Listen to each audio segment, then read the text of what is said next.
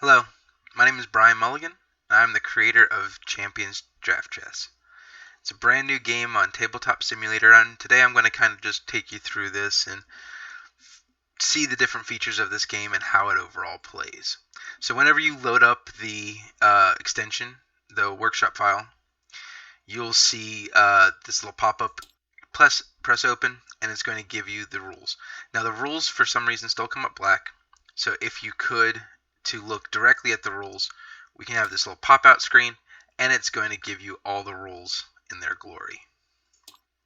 Now, what is Champions Draft Chess? Well, Champions Draft Chess is an adaptation of the genre of video games auto battlers, such as Dota Auto Chess or Teamfight Tactics. Those are the two most popular ones. This game simulates those by having 39 unique champions that are different costs from 1 cost all the way to 5 costs. Same things apply. The 5 costs are going to be your most powerful and they're the least available, where your 1 costs are your cheapest and least powerful units. The main thing with this game is that these heroes evolve. These champions evolve as you go through the game. And you evolve them by having multiple copies of this character when you purchase them. So if I have 1 copy, it's a level 1, and if I wanted to make 2 copies, I would have to have 2 level 1 characters to create this. Alright? And same thing, to get to a level 3, I would need to have 2 level 2s, both with the same card underneath it, and stacked on top of each other, so there should be 4 underneath. That would result in a level 3. Now again, if you look down at the card itself, we have, let me size this up. So if we look, there's going to be columns and rows. So the columns right here tell us the level, and again, as I said before, 1 copy, 2 copies, 4 copies. And then here are your stats, your HP representing hit points. This is how much damage your champion can take before they are knocked out. And then we have the damage here, which again is how much damage that champion can deal to a different champion. As we're going through, we'll talk a little bit more about that. That's a main concept. And then the other concept are these 2 circles here. Sometimes they're up to 3. But these circles are the affiliation, which is always at the top, and then the class that's always at the bottom. These give us different abilities throughout the game. So, for example, if I gather enough witches, or enough of the coven members, which are represented by the cauldron, then I would get the coven bonus. And if we look here, we have this little reference sheet to kind of tell us what is happening. So, with the coven that we're talking about, we have our cauldron there, and it says 246. That tells us how many champions we would have for each of these abilities. So if I have 2 coven, I would get hex up to, and I would use the first number because it's in the same position. So if I have 2 coven, it would be hex up to 1 champion up on the board.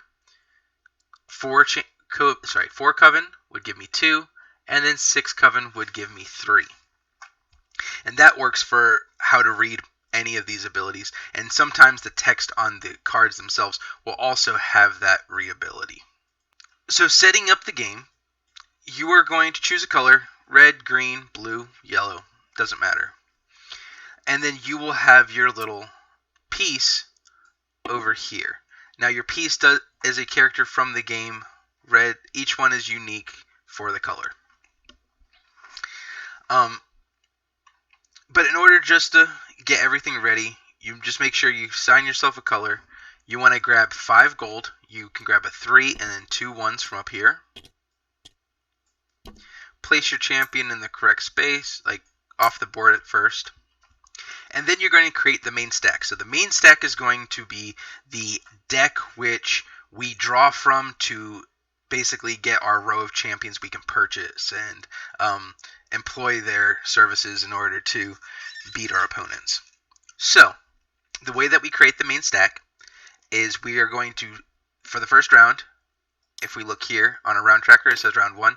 We're going to take the first cost and the second cost characters and then shuffle them together.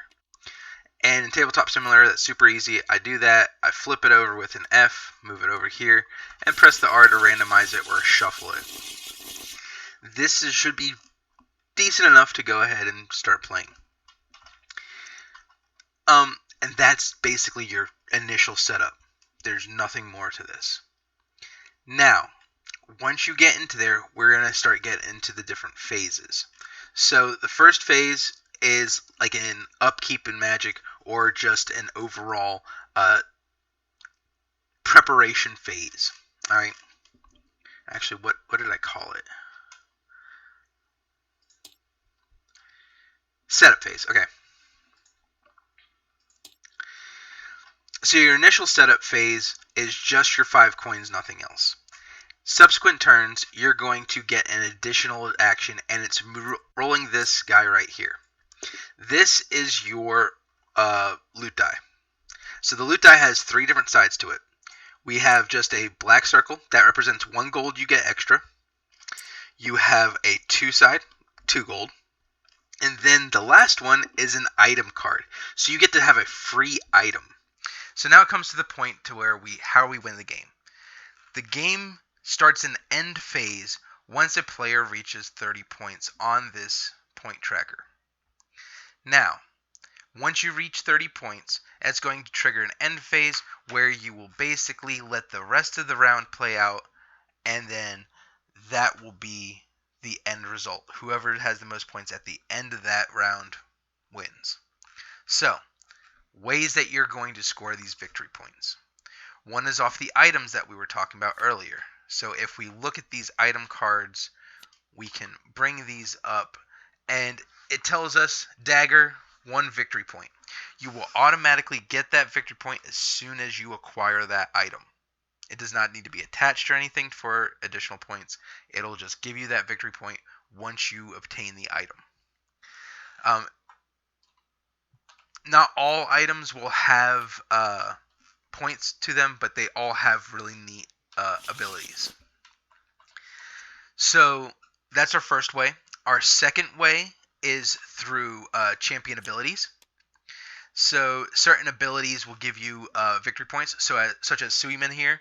As long as there are no other champions adjacent to this one, you gain an additional 1 victory point during your upkeep.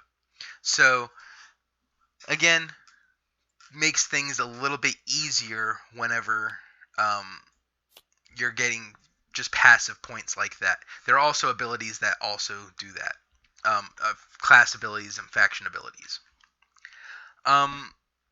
Also, we have fighting champions. So let's take Suimin versus Aggie. So fighting a champion is going to change how many points it's going to be worth. Or just fighting champions is going to be a main way how to acquire points. And the way it works is, let's say Suimin has the initiative, meaning he's going to go first. We're going to do 5 damage to Aggie. So Aggie only has an HP of 4 because she is at level 1. And then we're going to, once she gets hit for the 5 damage, she flips over and is exhausted. That shows a knocked out position.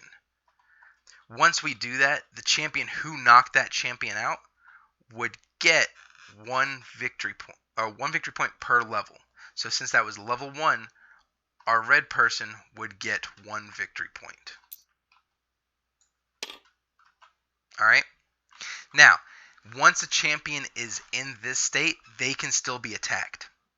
It does not exclude them from being attacked. The only time you exclude it from being attacked is when it's completely flipped over. Or, no, that's it, yeah. We'll put these back. That was how to gain points. Oh, and the last one is having it upright in your battlefield at the beginning of your next, or beginning step, or your upkeep. So from here, let's say this one is not taking down anybody, and this is still in the upright position. Comes back to our turn, we would gain 1 point because Aggie is at level 1 on our scoreboard.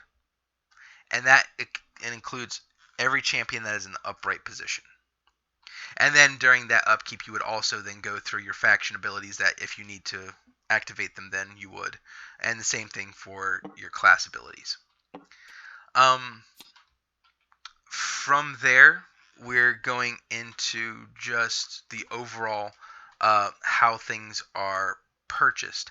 So again, we have our main stack, and it's really easy. We like to just deal out our 5 cards, and it helps if I'm actually in a color. So I'm going to be red really quick, and I can just simply deal 5 cards. So with my 5, I like to highlight these and put them out in the row so everybody can see them, because again, that's going to be private knowledge when it's in your hand. So these 5 are available for purchase. The purchase cost is going to be in the top right corner. That tells us how much it's worth. So this one is going to be 1, Atol's 1, Ares 2, Thwomps 2, and Alexander's 1. And again, from our 5 gold, I can choose to spend all of it, or I can just spend part of it and save it up for later. Because what you can do later on, or even now, if I don't like this hand, I can simply take it, shuffle, put it in my discard, and then pay 2 back to the bank to draw, not deal this time, draw 5. Because if you deal it to everybody. You don't want to do that. And then here's my 5, a brand new that I can do. I can do that as many times as I want per turn. But again, you're limited by the number of gold you have. So, let's say I buy. Oh, you may also sell 1 champion per turn for its cost, but you can only do that once per turn. So let's say I bought Calypso and Maggie. We'll toss these off to the side once I've done that. Alright. Now, that puts us into the set, our positioning phase. So we have 3 different things on our board. We have 3 rows. We have our front, middle, and back. Each one, it has its purpose. Your front is your more offensive, back's more defensive, middle is neutral. You don't have really advantage for attacking or defense. So if we look at the front, we get -1, a block -1, which means we take extra damage, but we deal 1 extra damage by being in this row. 0 and 0 here, no extra damage, no extra blocks. And then on the back, -1 damage, but you do block 1 every instance of damage. So it's up to you how you want to position your champions. If you want to live life on the edge, toss them up here in the beginning. If you want to stay a little bit reserved and be more reactive, I would sit in the back. But for right now, we're going to place our champions, and then the number of champions you can have on board is going to be equal to the round number. So I can have up to a total of 9, because 9 is usually where this caps off, because otherwise it's just going to get a mess. So 9 champions at most on your board at round 9. Games usually last about round 7, round 8. But from here,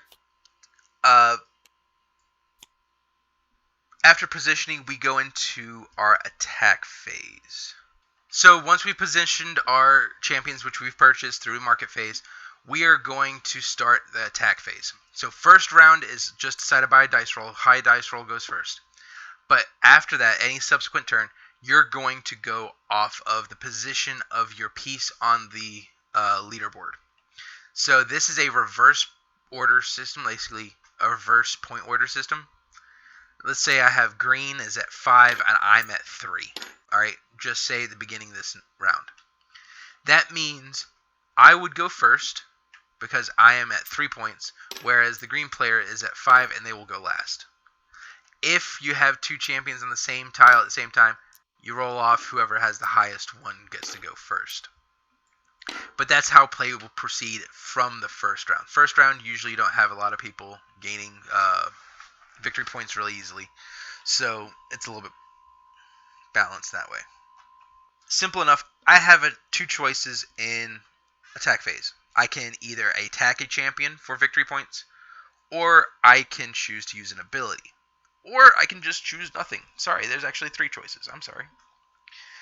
So, let's say I want to show an attack, because we've done attacks before.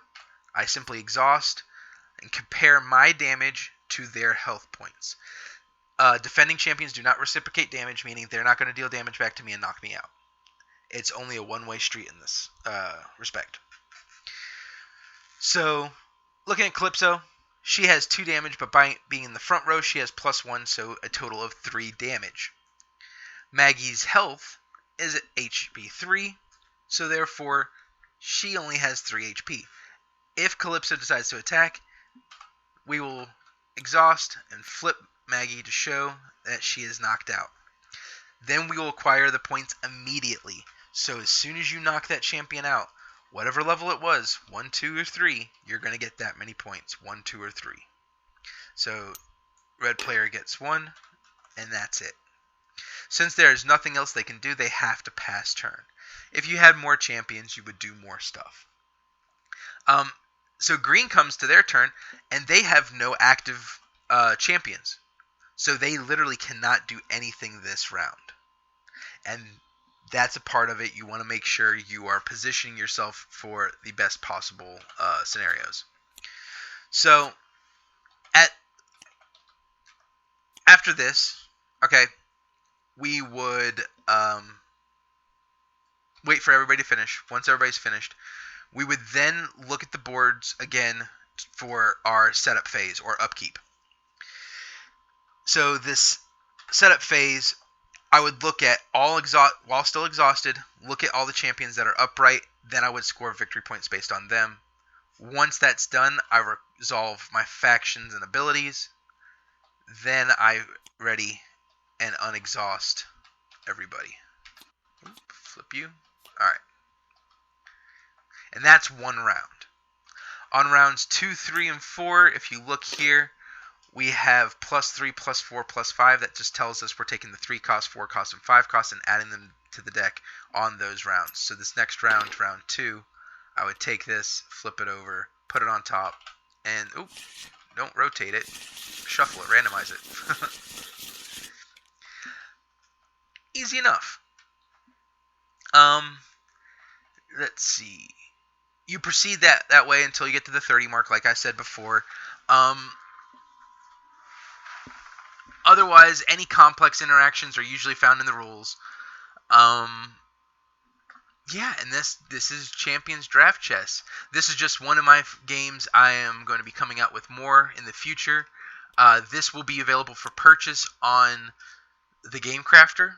Thank you guys so much for watching my video, and I can't wait to make another video for you guys. From this, there will be a follow-up video between myself and 2 of my other friends where we are going to play a 3-person game, and that way you can kind of get an idea of how the flow of the game goes, especially for 3 people who have played this a lot. Thank you very much, and